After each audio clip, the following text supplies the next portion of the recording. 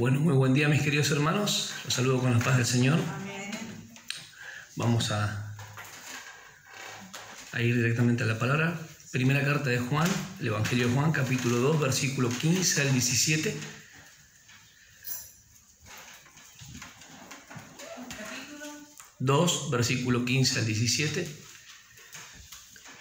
Es muy importante esta epístola de Juan y podemos decir que si bien el apóstol escribe desde Asia Menor, la iglesia de Éfeso, en realidad en ese momento era la capital de Asia Menor, lo que es la actual Turquía, Éfeso. Era la parte más importante.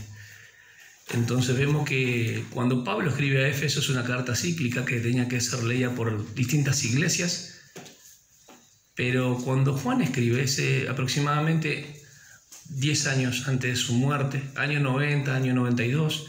¿Y por qué digo esto? Porque en el año 94 se desató una persecución muy fuerte por el emperador Domiciano. Y cuando leen la carta, ustedes van a notar que no le está hablando de que permanezcan bajo las pruebas ni nada. Todavía no estaba pasando ese momento que ese emperador tan malo, tan tirano, tan diabólico, ¿no? Después sometió a Juan a sufrimientos. Lo hicieron sufrir mucho a Juan. El gran apóstol, el que escribe las 3 epístolas, el que escribe el Evangelio de Juan, que no es un evangelio sinóptico, porque ya empieza con el Logos hecho carne, mostrando que Jesús es Dios. Todo el agnosticismo que había en ese momento, en el primer siglo, de las personas que negaban la humanidad de Cristo y otros que negaban la deidad de Cristo. El gnosticismo estaba por todo lugar. La filosofía griega había llegado a los rincones más, en ese momento conocido, el mundo conocido, ¿no? El imperio griego no solamente transmite la cultura, sino que con la cultura y costumbre transmite el idioma. Y el idioma koiné que tenemos, nosotros tenemos el español obviamente, y yo hablé de esto ya en varias oportunidades, es el común, el griego común del pueblo. Pero entender en el idioma común que Juan escribía, porque es bien simple en la forma que Juan nos narra este andar del cristiano, este permanecer, el manifestar las obras del Señor, el andar en la luz, todas estas cuestiones, para que no tengan como base la seguridad de salvación la moralidad. La moralidad no es base de la seguridad de la salvación eterna, hermanos. La moralidad es una evidencia de que manifestamos el amor a nuestro Dios. ¿Se dan cuenta? Entonces, Él no hace de la conducta de sus lectores la condición para salvación, sino que está diciendo experimentalmente.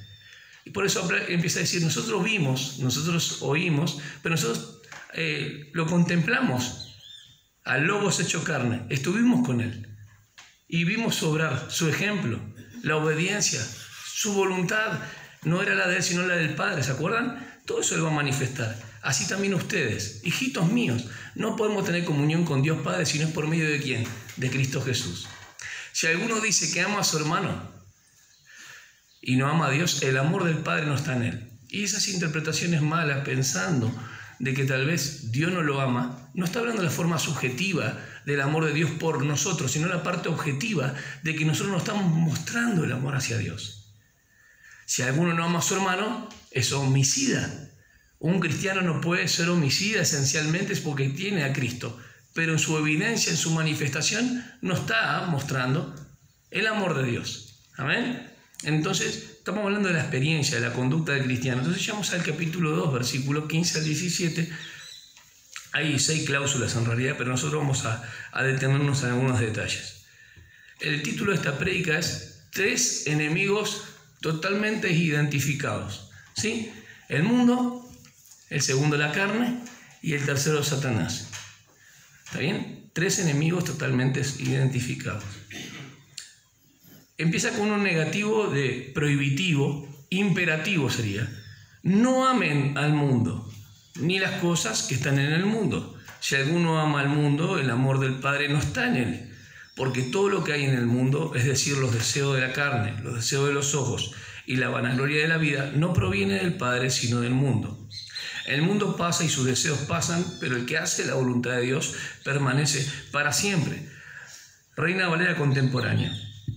No améis al mundo, ni las cosas que están en el mundo. Si alguno ama al mundo, el amor del Padre no está en él. Igual. Porque todo lo que hay en el mundo, los deseos de la carne, los deseos de los ojos y la vanagloria de la vida, no proviene del Padre, sino del mundo. Hasta ahí vamos igual. Y el mundo pasa y sus deseos, pero el que hace la voluntad de Dios permanece para siempre. Biblia de Jerusalén. No amen al mundo, ni lo que hay en el mundo. Si alguien ama al mundo, o sea que se puede dar esto. ¿Lo ven? Es un condicional de tercera que se puede dar. En el griego se nota que es un condicional de tercera cuando se estudia la gramática. Porque todo cuanto hay en el mundo, y ahí empieza, la concupiscencia de la carne, la concupiscencia de los ojos y la arrogancia de las riquezas. No viene del Padre, sino del mundo. El mundo y sus concupiscencias pasan, pero quien cumple la voluntad de Dios permanece para siempre. Es interesante que acá tengo, el mundo pasa y el deseo de él, pero el que hace la voluntad de Dios permanece para siempre o para la eternidad. Ahora vamos a explicar eso, que de qué está hablando. El hacer la voluntad de Dios es agradable a Dios porque no nos excluye de la comunión, porque estamos haciendo lo que a Él le agrada. ¿Me entienden? Estamos en obediencia a Él. Todos los hijos de Dios estarán con Él eternamente. Esto lo tengo que aclarar de plano ya, ¿sí? Todos los hijos de Dios, al creer en Cristo Jesús, han pasado de muerte a vida. Juan 10:28 dice que las ovejas lo siguen, oyen su voz, no perecerán jamás. O sea que no está hablando de eso. Está hablando de que cuando amamos al mundo, se excluye de la comunión con Dios. Ahora voy a explicar paso por paso. ¿Por qué hablo del enemigo triple del cristiano o totalmente identificado? Vamos a definir lo que es el mundo acá. No amen al mundo, bien. Amar al mundo no está hablando de la belleza, de la creación, de los pájaros, de la fauna, la flora, todo lo que hay. No está hablando de eso. El amar al mundo tiene varias acepciones, por ejemplo, cosmos.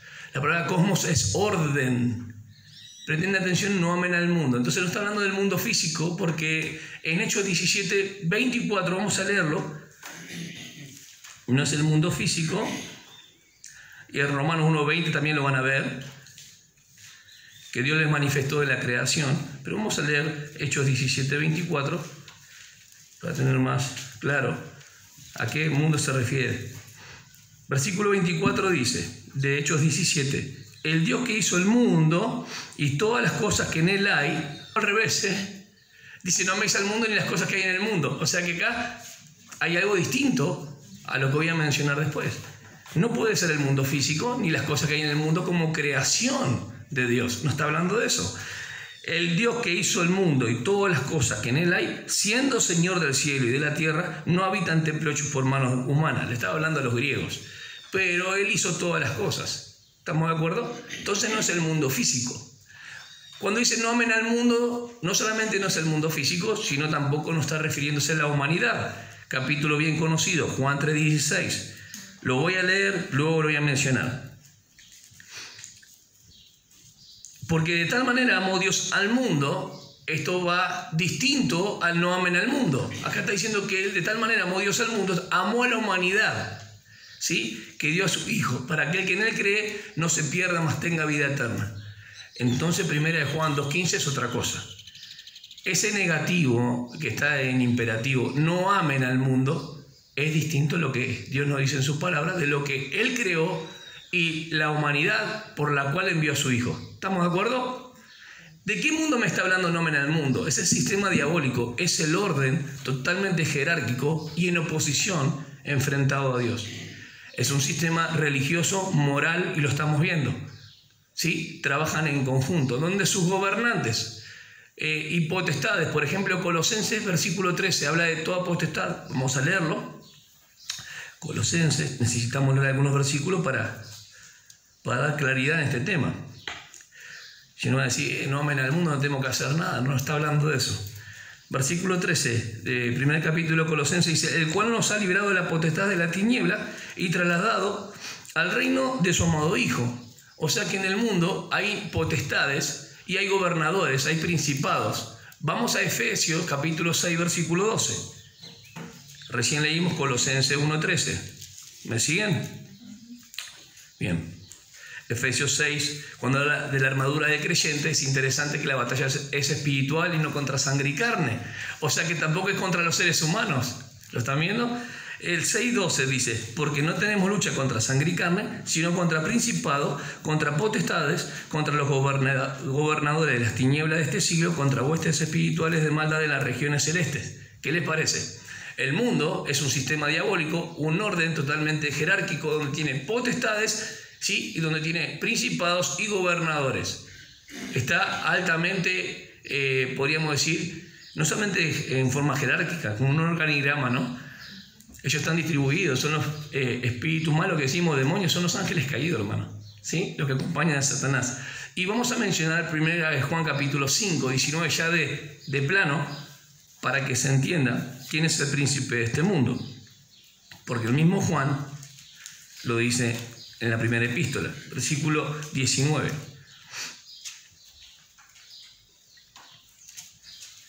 ¿Encontraron? Sabemos que somos de Dios. ¿Eran de Dios? ¿Sí o no? Eran hijos, eran hermanos. No hay duda de eso. Y el mundo entero está bajo ¿quién? El maligno. Bien. Entonces, no améis al mundo. Miren cómo toma la parte general. Ni las cosas que hay en el mundo. Toma lo particular o lo específico. El todo, no amen al mundo, ni las cosas que hay en el mundo, que son las cosas particulares que están dentro de ese sistema. ¿Se entendió? Vamos de vuelta. No améis al mundo, es el sistema diabólico organizado. Que el príncipe de este mundo, ¿quién es? Satanás. No puede ser el mundo físico ni la humanidad. Entonces la acepción cosmos ahí tiene que ver con algo que está en oposición constante a Dios y que se adore a Dios. Presten atención porque va a ser fuerte más adelante. Seguimos. No amen al mundo ni lo que hay en el mundo. Y va a pasar a explicar qué es lo que hay en el mundo. Son 3 cosas. Estas 3 cosas interesantes batallan con nosotros de la misma manera que batallan con el incrédulo.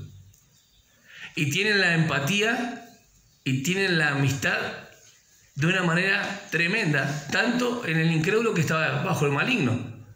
Sepa o no sepa, la persona que no está en Cristo está bajo el príncipe de este mundo. ¿Está bien? Quiero hacerle pensar sobre lo que Jesús dijo en Juan 14:30. Vamos a leerlo. Juan 14:30, cuando dice yo soy el camino al Padre, el 30 y el 31.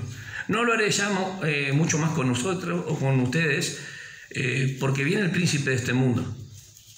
Y él nada tiene en mí. Vamos de vuelta. Y él nada tiene en mí. Mas para que el mundo conozca que amo al Padre y como el Padre me mandó, así hago. Levantaos, vamos de aquí. Habla de la obediencia que tiene, él es el camino del Padre, y si se dan cuenta en el contexto, tiene mucha fuerza con lo que vamos a ver. Yo voy al Padre, soy el camino al Padre, hago lo que al Padre le agrada. El mundo nada tiene en mí, porque el mundo nada tiene en él. ¿Qué mundo? La humanidad no. El sistema diabólico no tiene nada en contra de él, porque él fue perfecto. ¿Entienden? Él no tenía pecado, pero tampoco no hizo pecado. En la tentación, por ejemplo, o en la prueba, Peirazo, él demostró que esas piedras, si las convertía en pan, le era lícito, ¿sí o no? Comer. Sí, más vale que era. Pero Satanás que quería, que use su deidad, su poder. Y él no lo hizo.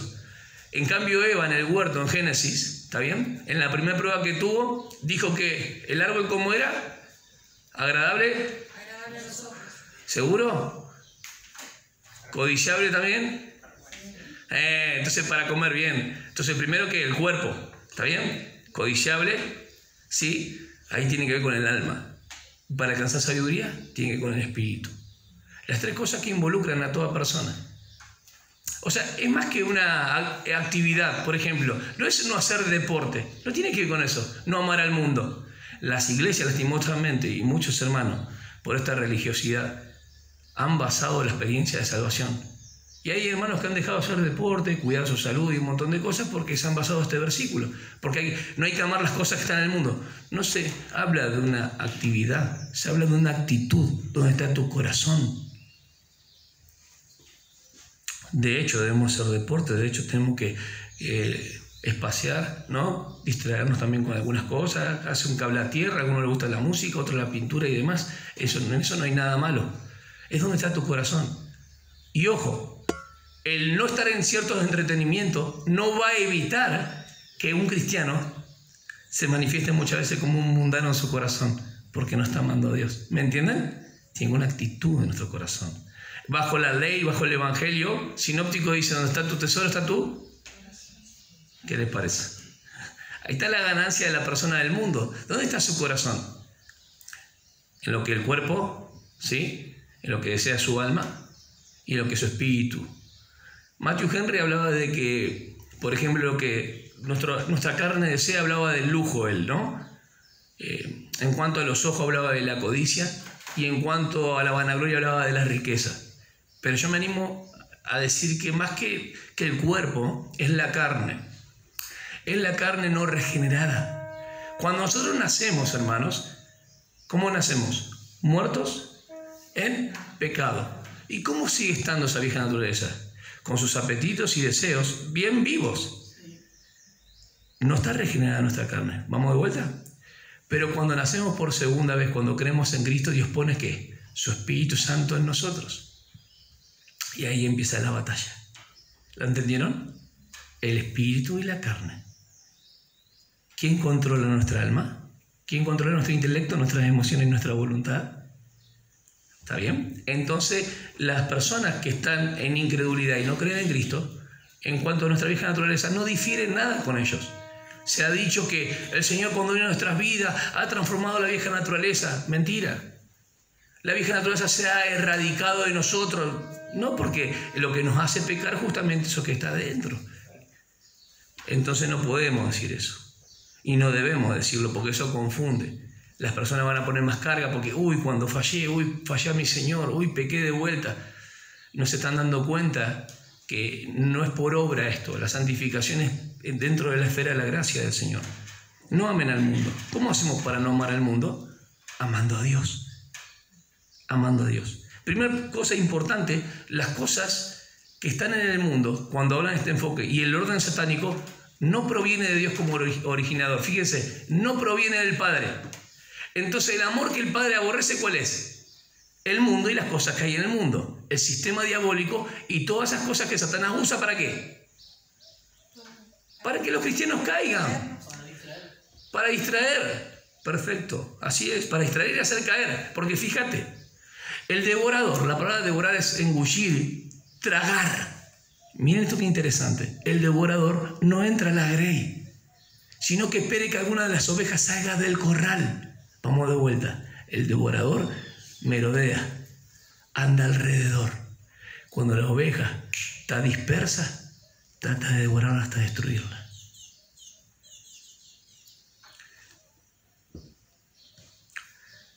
Cuando hay hermanos débiles y hermanos carnales que no entienden que el verdadero éxito está en hacer la voluntad del Señor, pueden caer en el lazo de Satanás. No amen al mundo, hermanos, no amemos ni lo que hay en el mundo. Si alguien ama al mundo, el amor del Padre no está en él. No es el amor de Dios por nosotros. Él nos ama siempre. El amor del Padre no está en él, no es manifiesto, porque se está constituyendo ¿qué? ¿Enemigo de quién? Bien, entonces el Padre está en oposición ¿a quién? Perfecto, ¿lo vieron? Primer punto. Vamos al segundo. Cuando habla que, porque todo lo que hay en el mundo, empieza a mencionar la concupiscencia de la carne, la concupiscencia de los ojos y la arrogancia de la vida, o la riqueza, la vanagloria, la soberbia, el orgullo, lo que ustedes quieran. Estas tres cosas están en juego siempre. Poder, riqueza y sabiduría. ¿Es así o no? Pero dice, el mundo y sus concupiscencias pasan, pero ¿quién cumple la voluntad de Dios? ¿Vieron? Habla de una obediencia. Esta traducción está buena ahí. Permanece para siempre. ¿Cómo permanece para siempre? No solamente cuando Él nos venga a buscar. Acá en esta vida está entero, con certeza y con convicción de que vive para su Señor. Vamos a algunos pasajes interesantes y ver de estos tres enemigos identificados el problema que hay en el mundo. ¿Cuál es el problema que hay en el mundo? Que está la concupiscencia, el deseo y la vanagloria. Eso va a estar siempre en empatía ¿con qué? Con nuestra vieja naturaleza. Dejemos a las personas que no creen en Cristo. Ellos están esclavos. Vos y yo hemos sido libertos por el Señor para que no vivamos ya conforme a la corriente de este mundo. ¿Está bien? Vamos a 1 Corintios 7:31 dice, y los que disfrutan de este mundo como si no lo disfrutasen, porque la apariencia de este mundo se pasa o se va desvaneciendo. ¿Qué les parece? No amen al mundo ni las cosas del mundo, porque así aún la creación tiene que pasar. Y todo el sistema diabólico que está justamente bajo el príncipe de este mundo hace que vos y yo desviemos nuestra mirada y nuestro amor a nuestro Señor. ¿Qué les parece? Interesante. El gran problema que hay es que todas estas cosas atentan contra el cristiano. ¿Cuál es la solución? ¿Nos tenemos que ir del mundo? Jesús dice en Juan 17, no te pido que los quite del mundo, sino que los guarde de él. ¿Y cómo nos guarda del maligno? Obedeciendo su palabra. Mire, santifícalos en tu verdad, en la verdad. Tu palabra es verdad. Vamos a 1 de Timoteo, capítulo 6, versículo 11. El problema que es el mundo y las cosas que están en el mundo es porque está bajo el príncipe de este mundo. Entonces vamos a ir a 1 de Timoteo y el consejo que Pablo le da a Timoteo. 6:11. Dice de esta manera, mas tú, oh hombre de Dios, huye de estas cosas. ¿Qué hay que hacer entonces en el mundo? Huir. Y sigue la justicia y la piedad. ¿Vieron la piedad? La fe, el amor, la paciencia y la mansedumbre. Anteriormente, el versículo 12 al 14 que les exhorta, hijitos míos, jóvenes, padres, ya eran cristianos. La fe que vence al mundo es vivir. De la misma manera que ellos creyeron, vivir por fe, evidenciar su amor al Señor. Y el versículo 5, el primer capítulo que dice, Dios es luz. No dice Dios es una luz, ni Dios es la luz. Dios es luz. ¿Y la oposición cuál es? El antítesis y lo contrario, las tinieblas. Wow. Vamos a otro capítulo bien conocido, 2 de Timoteo, ahí nomás lo tengo, 2:22. Este se le habla siempre a los jóvenes. Huye también de las pasiones juveniles. Y sigue la justicia, la fe, el amor y la paz con los que de corazón limpio invocan al Señor. Hay gente, hay hermanos que han nacido de nuevo, pero están sus corazones sucios delante de Dios. Por eso cantamos una canción de consagración, para ver si llega a nuestro entendimiento. No solamente tenemos que saber la voluntad de Dios, no es saber, es entender la voluntad de Dios. ¿Estamos de acuerdo? La carne, ¿qué es la carne? Es la vieja naturaleza que está en nosotros. Segundo enemigo identificado. Vamos a Romanos 7. Necesitamos leer estos versículos, hermanos, para que vean que están en la palabra del Señor. Versículo 18 al 24. El apóstol Pablo decía, lo que no quiero hacer, eso hago. Algunos piensan que es cuando no era cristiano. No, es un error muy grande. Está hablando de la santificación, que gracias sean dadas a Cristo que murió por mí. No hay ninguna condenación para el que está en Cristo. Pero hay algo, una ley en mis miembros que me lleva a hacer lo que no quiero. ¿Cómo hago? Interesante la lucha que hay en el creyente, hermanos. Cuando no hay lucha es porque no estamos buscando de Dios, pero cuando estamos buscando de Dios hay mucha lucha, mucha oposición. Y a veces le echamos la culpa a Satanás, por eso quiero diferenciarlo, y al mundo. Pero vamos a ver que al final nosotros somos los culpables de darle lugar. Miren esto. Versículo 14 dice, porque sabemos que la ley es espiritual, mas yo soy carnal, vendido al pecado. Versículo 14. Sí, está hablando de la carne. Porque lo que hago no lo entiendo. Pues no hago lo que quiero, sino lo que aborrezco, eso hago. Y si lo que no quiero, eso hago, apruebo que la ley es buena. Porque me está mostrando cuán pecaminoso soy. Eso es lo que está haciendo. La ley no fue para salvar, ni para santificar, ni justificar. Fue para mostrar que el hombre es pecador, ¿se acuerdan? De manera que yo no soy quien hace aquello, sino el pecado que mora en mí. Ojo, no está diciendo que él no es pecador. Está diciendo que hay algo que busca siempre eso, oponerse a Dios. Y yo sé que en mí, esto es en mi carne, listo. En mi carne, ¿qué está hablando? ¿Del cuerpo? ¿El soma? No, si el cuerpo es bueno. No está hablando de filosofía. Eso. No mora el bien, porque el querer el bien está en mí, pero no el hacerlo. Esta lucha, hermanos, la tenemos todavía hasta el día de hoy. ¿Cuál es el problema entonces? Primero fue el mundo, que tenemos que hacer como solución, huir, escapar. El segundo problema, ¿cuál es? La carne. ¿Qué tenemos que hacer con la carne? Crucificar, negarla. Vamos a un versículo de negación, Romanos 6, que habla de la santificación, versículo 12 y el 13. Habla de que somos muertos al pecado, hermano. Estamos muertos legalmente al pecado. ¿Cómo seguiremos viviendo en él? No practiquemos el pecado porque aún podemos morir en nuestro cuerpo, ser disciplinados. ¿Sí? No reine pues el pecado en vuestro cuerpo mortal. ¿Qué cuerpo está diciendo? Cuerpo mortal. Está hablando del viejo hombre, la vieja naturaleza. Este hombre que Dios puso, el hombre nuevo, tiene que ser liberado de esa vieja naturaleza. ¿Cuándo será liberado totalmente? Cuando moramos físicamente. No reine. Y mire lo que dice. De modo que lo obedezcáis en sus concupiscencias. O sea que las concupiscencias, las tres que hablamos, están en la vieja naturaleza. ¿Lo vieron? Ni tampoco presentéis vuestros miembros al pecado como instrumento de iniquidad, sino presentaos vosotros mismos a Dios como vivo de entre los muertos y vuestros miembros a Dios como instrumento de justicia. Acuérdense de eso, presentados a Dios como instrumentos. ¿Se van a acordar? Presentados vivos. Pero dice, presentaos vosotros mismos a Dios como vivos de entre los muertos, porque Cristo murió por nosotros. Estamos muertos al pecado. No vivamos. A ver, la vida de cristiano se vive en la esfera de la gracia y en la experiencia y a través de la fe. No es que un cristiano enseguida se manifiesta mundanalidad, porque acá está diciendo cómo es el tema. ¿Cómo empieza primero? Primera de Juan 3:13. Hermanos míos, no os extrañéis si el mundo os aborrece. Si las personas, si los cristianos realmente están amando a Dios con todo su corazón, el mundo os va a aborrecer, porque también lo aborreció al Señor, ¿o no? ¿Qué pasa que el mundo no nos aborrece? ¿Estamos tan contentos con el mundo? ¿Cómo empieza a amar las cosas? A ver, ¿cómo amamos algo? O algo que nos gusta mucho. Primero empieza con una amistad, después empiezas a amarlo y después te conformas a este mundo sin que te des cuenta. Vamos de vuelta. No es de un día para el otro que amamos las cosas que están en el mundo. Y acuérdense que las cosas que están en el mundo somos atraídos de adentro, incitados hacia el mal. A veces no tiene nada que ver con las cosas externas que siempre nos van a incitar hacia el mal. Nosotros tenemos que reconocer cuáles son e identificar nuestra alma, hermanos. Que nuestro intelecto, nuestra emoción y nuestra voluntad estén de acuerdo al Señor. Amén. ¿Cómo hacemos entonces con esta carne? La negamos.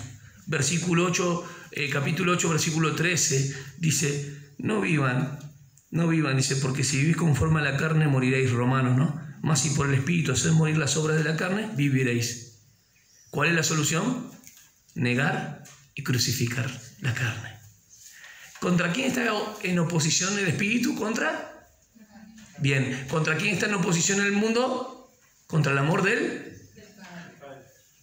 ¿Contra quién están en oposición a Satanás? Cristo. Juan 12:31, vamos rápido y ya terminamos. Sí, todo lo que es carne, pero el Espíritu es contra la carne. Gálatas 5:16, no satisfagáis los deseos de la carne. Y habla que el Espíritu está en contra de la carne. Estoy hablando de la Trinidad, hermanos, si ustedes se dieron cuenta. Juan 12:31 dice, ahora es el juicio de este mundo, ahora el príncipe de este mundo será echado fuera. ¿De dónde fue echado fuera?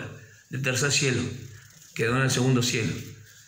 Juan 16, ahora no me puedo detener, hermano, versículo 11, dice, cuando venga el Espíritu Santo convencerá de juicio, porque el príncipe de este mundo ya ha sido juzgado. ¿Cuándo fue juzgado?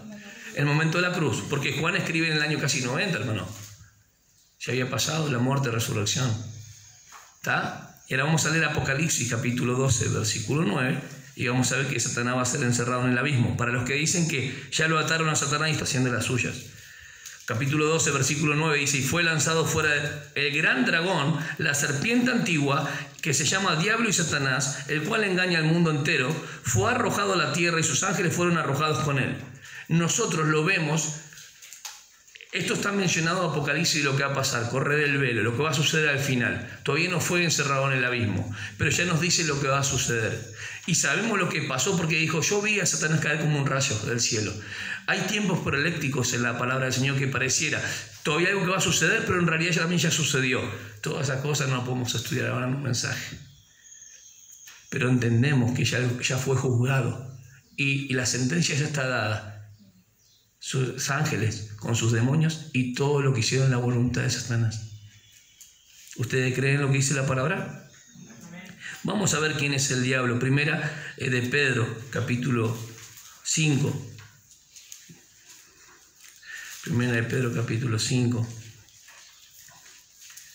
Versículo 8 nomás, ¿Cuál es el problema? El tercer enemigo, Satanás, ¿no?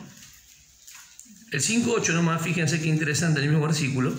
Dice, sed sobrios y velad, estad atentos, porque vuestro adversario, el diablo, como león rugiente, anda alrededor buscando a quien devorar. Cuando el apóstol Pablo escribe en su segunda carta, capítulo 11, versículo 2, habla que así como la serpiente fue astuta para engañar a Eva, astuta como la serpiente, esperando el momento, pero feroz y rugiente como el león, destroza todo. ¿Saben quién es ese? La serpiente antigua, el dragón, Satanás, el príncipe de este mundo. Si nosotros tomamos al mundo, el sistema diabólico, estamos yendo en contra de Dios. No estamos manifestando el amor a Dios. Tengamos cuidado, hermanos, es muy importante. Le voy a decir algo porque a veces se lee rápido. ¿Vieron que la cena del Señor dice, para que no seamos condenados con el mundo? ¿Vieron que dice que cada uno se examine a sí mismo? Ahí hay algo importante. Para que no seamos condenados con el mundo va a ser condenado fuera de Dios para siempre. Y a veces hay cristianos que recurren a la disciplina y son condenados porque se comportan como mundanos. La palabra diablo, ¿qué es? Adversario. ¿Qué es adversario? Alguien que se encuentra en un juicio y está en oposición a vos. Así nomás de simple. Levanta causa. Acusador. ¿Saben que nadie te puede acusar delante de Dios? Porque está Cristo, el que te justifica. Pero le va a levantar falso testimonio. Es padre de mentira. Versículo 9 va a dar la solución. El número 8 va a decir el problema que hay, que él está merodeando, que él está buscando a quién devorar. ¿A quién va a devorar? Al mundo no, si lo tiene bajo lo está macando. Miren,